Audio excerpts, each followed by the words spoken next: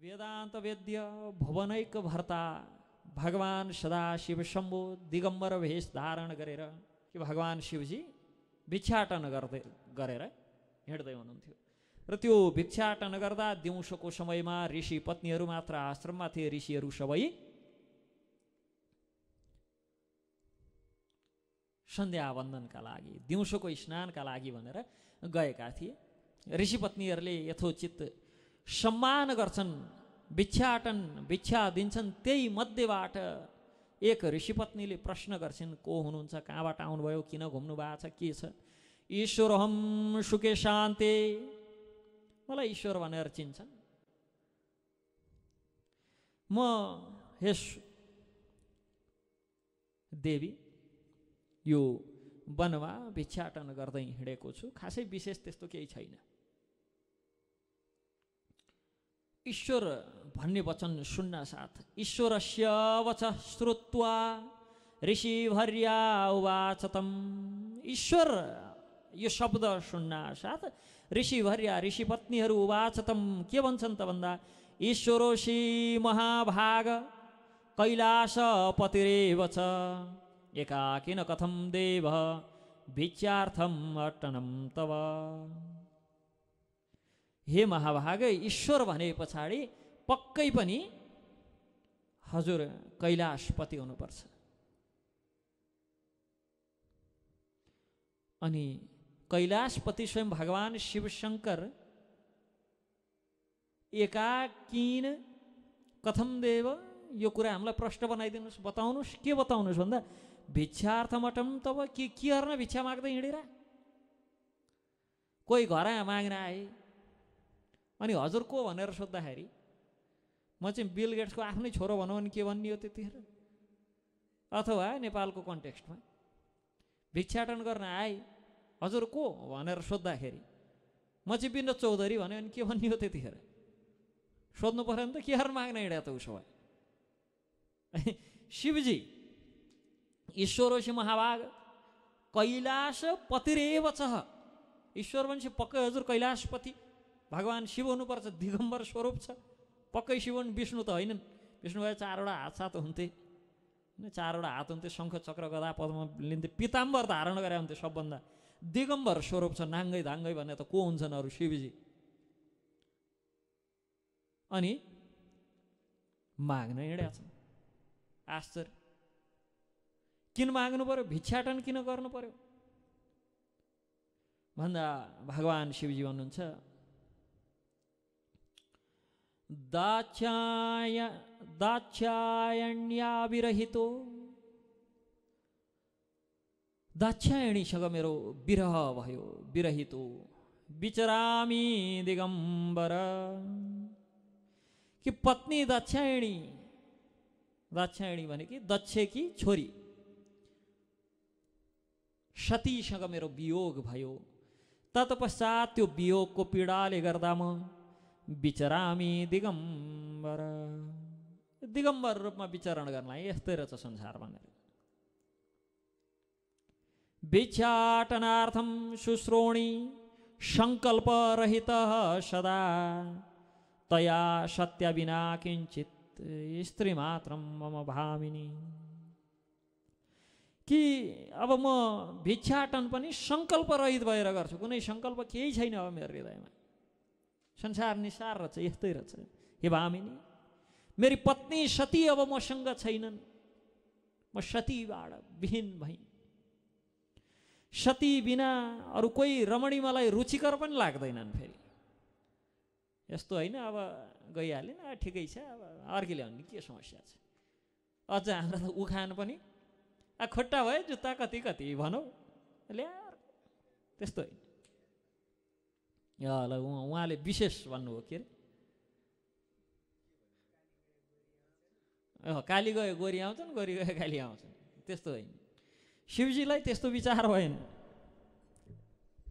कि भगवान शिवजी के भन्नुहुन्छ तया सत्य बिना किंचित, सती बिना किंचित स्त्री मात्र मम भावी। अरू कुनै स्त्रीमा, अरू कुनै रमणीमा मलाई कुनै प्रकारको रुचि छैन। वास्तवमा हाम्रा शास्त्रहरूले स्त्रीको यसरी महिमा मण्डन महिमा गान गर्छन्। एकपटक भक्ति वेदान्त नारायण महाराजले, नारायण गोस्वामी महाराजले एकजना भक्तले प्रसाद बाँड्दै गर्दाखेरि आफ्नी श्रीमतीलाई अलि होच्याएर अलि हेपेर गाली गर्नुहुन्छ, बुद्धि छैन तेरो भन्ने हिसाबले। महाराजजीले तत्क्षण रोकेर, उहाँको नाम गदाधर थियो क्या, गदाधर इधर आ भनेर बोलाउनु भयो। अलि झपारेर त्यस्तै गरी खोर दौडेर गयो। गुरुले बोलाएपछि जानु पर्यो नि दौडेर। यस्तो त्यो माताजी प्रति देखाएर ओ कौन है के भन्ने, श्रीमती हुन् भन्नु पर्यो नि, श्रीमती भयो यस्तै, श्रीमती हुन् यसरी गाली र गलत। वो जननी है, वो स्त्री है। स्त्री मतलब वो जननी है, हो सकती है शादी के बाद वो पत्नी है, लेकिन फिर भी वो रमणी वश, जब तुम अकेले में रति क्रीड़ा में हो तब वो रमणी है, अन्यथा वो जननी है। एकांत में पत्नी के साथ रहने के जो समय है त्यो बाहेक अरू समय, एक्लैमा पत्नीसँगको क्षण बाहेक अरू समय ती जननी हुन्। जननी समान सम्मान गर्नुपर्छ। यसरी गाली गर्नुभयो। त्यस पछाडि मैले 2-4 दिन त बहुत याद गरेँ। सबले पत्नीहरूलाई बडो सम्मान गरिरहेको थिएँ महाराजजीका अगाडि। बोलाउन पनि देवी भनेर बोलाउँथे। मलाई त खितित हाँस उठ्थ्यो। 2-4 दिन अगाडिसम्म दिया तिनको व्यवहार। अनि त्यही मैले थाहा पाएको, महाराजजीले शास्त्रबाट प्रमाणहरू दिइकन भन्नुहुन्थ्यो कि पतिले पत्नीलाई सधैँ देवी सम्बोधन गरेर बोलाउनुपर्छ।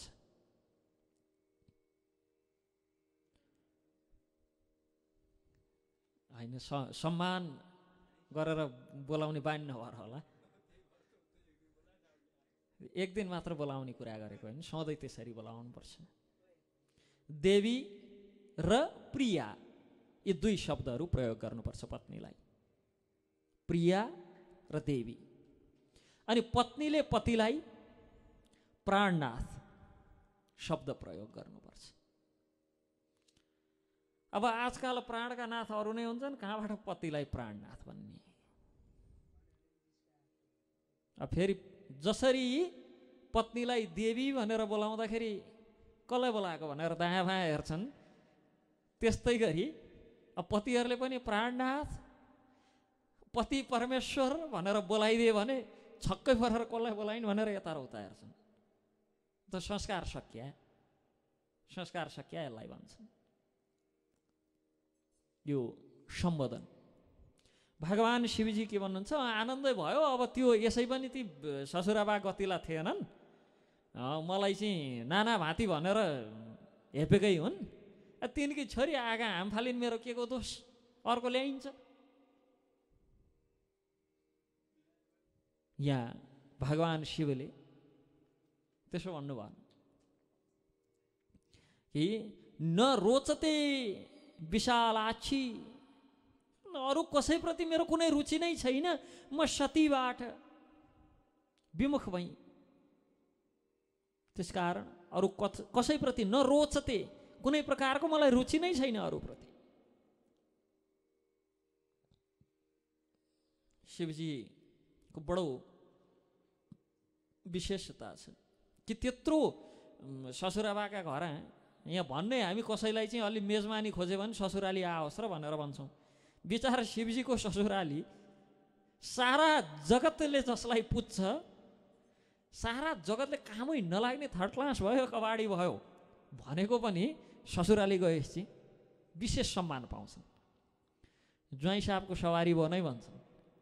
भित्रभित्र चित्त नबुझेको भए पनि एउटै छोरी यस्तो डुकुलन्ठुले उछिट्यायो भन्ने भए पनि बाहिरबाट त ज्वाइँ साहब हजुर तपाईँ जिउना रोस्, ज्वाइँ आएका दिन अलि विशेष पकवान विशेष परिकार गर्छन् नै।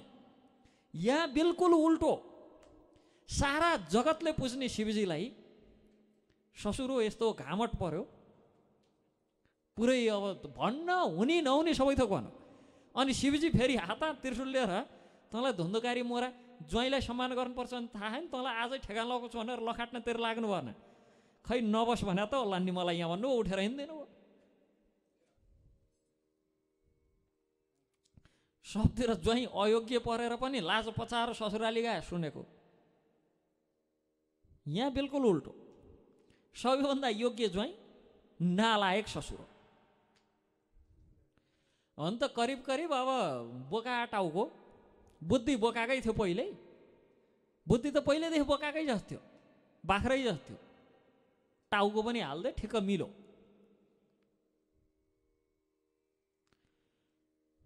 बाख्रा बुद्धि पनि सुल्टो कहाँ थियो र उल्टो थियो, त्यही भएर टाउको उल्टो पारेर हाल्दै त्यो मिलो चिटिक्क सुहाएको थियो त्यसलाई। तर तत्क्षण त्यसले शरीर चाहिँ भस्म गरेर फेरि अर्को शरीर लिएर जन्म्यो। अनि बार बार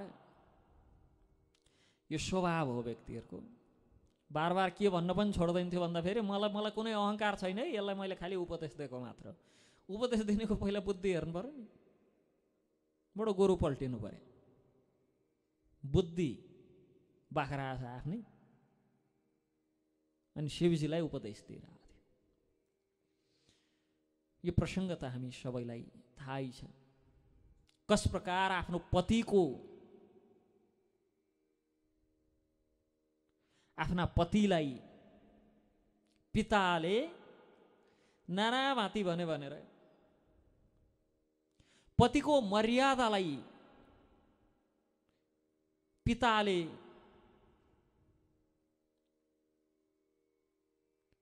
उल्लङ्घन गर्नुभयो भनेर, आफ्नो पतिको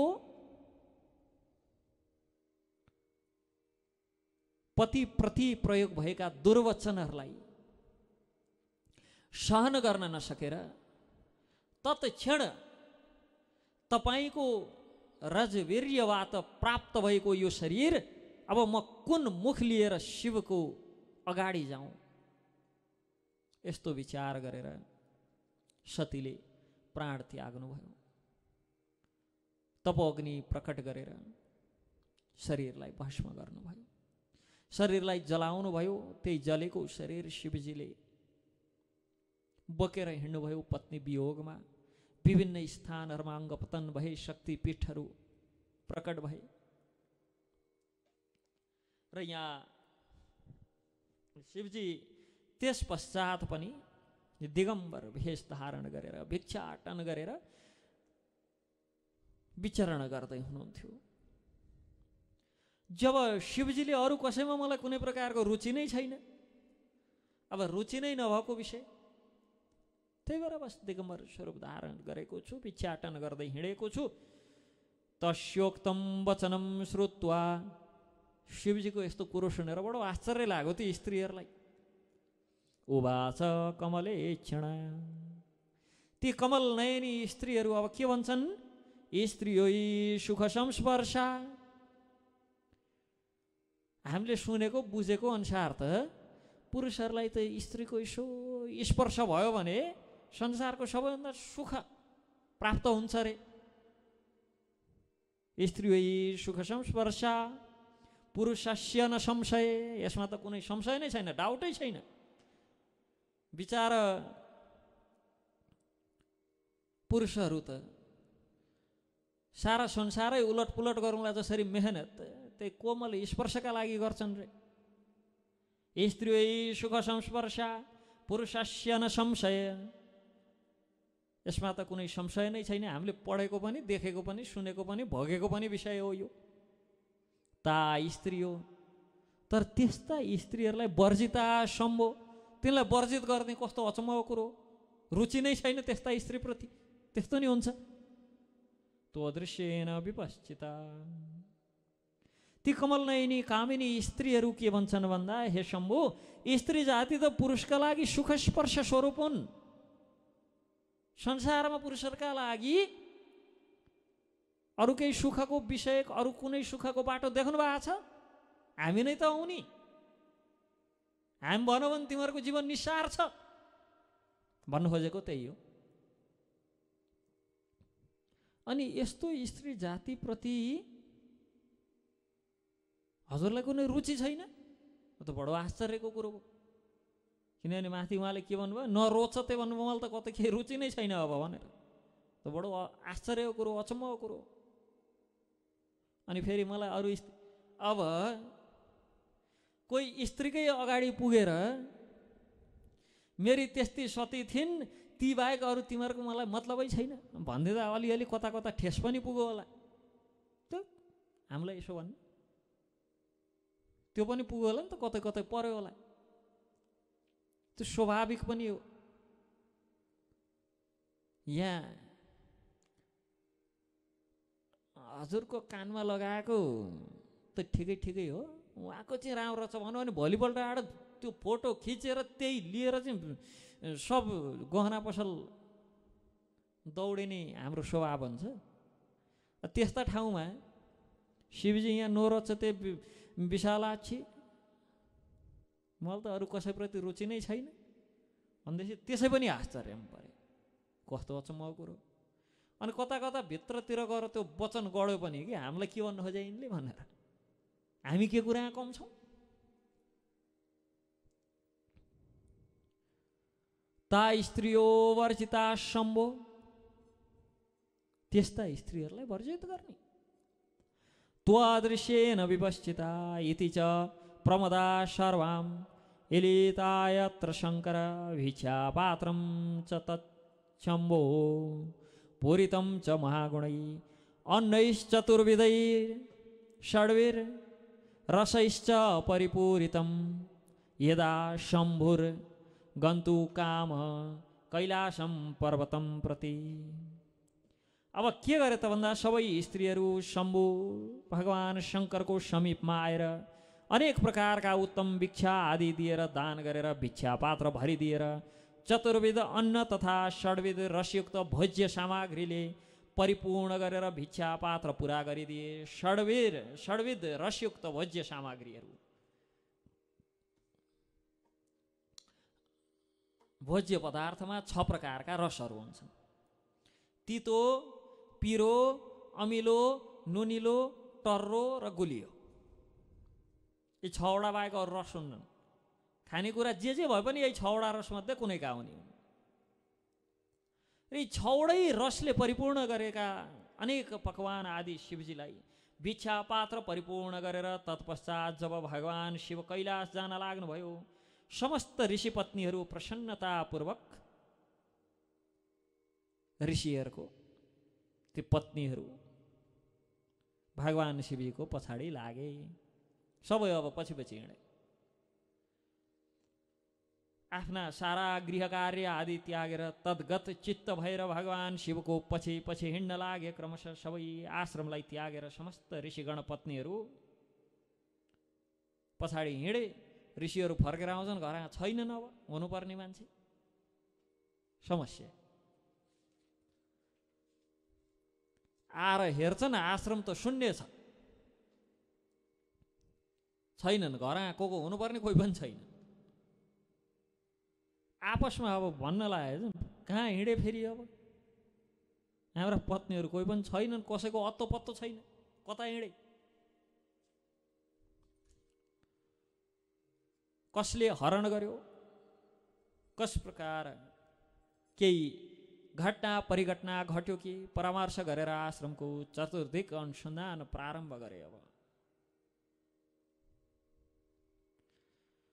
ऋषिहरूले पत्नीहरू दुरस्त भगवान शिवजीको अनुगमन गर्दैछन्। भगवान शिवजीको पछि पछि लागेर कैलाशतर्फ जाँदैछन्। ऋषिगण क्रोधित भएर व्यग्रतापूर्वक शिवजीको छेउमा आएर, शिवजीको अगाडि आएर ऋषिहरू भन्छन्, यो शम्भो, हजुर त विषयबाट विरक्त के गर्नुभएको? यो परस्त्रीको हरण गर्ने हो, अर्का श्रीमती लिएर हिँड्ने।